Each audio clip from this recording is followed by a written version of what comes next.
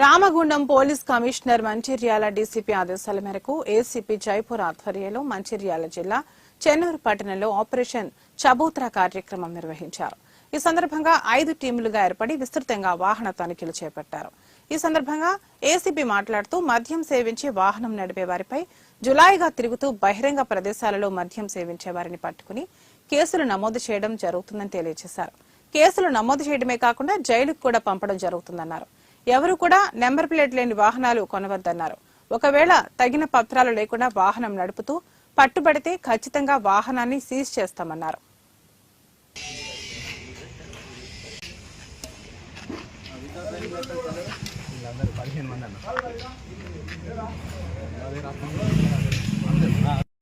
కాబట్టి ఇప్పుడు మేము ఫైన్ వేసి పంపిస్తాం.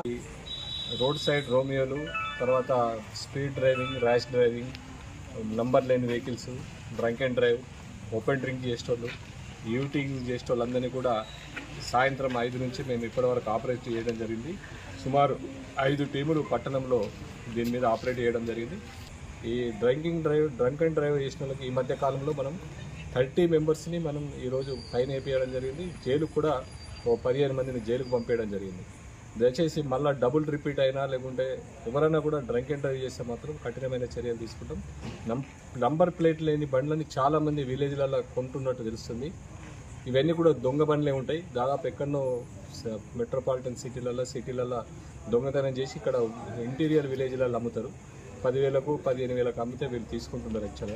యాక్చువల్గా ఇవన్నీ కూడా నంబర్ లేని ప్లేట్స్ బండ్లు, 80% బండ్లు అవన్నీ కూడా ఏ క్రైమ్లో ఇన్వాల్వ్ అయిన బండ్లే. దొంగతనంలో లేకుంటే ఇంకేదైనా క్రైమ్లో స్నాచింగ్ దీనిలోనో ఏదైనా ఉంటుంది. కాబట్టి దయచేసి విలేజ్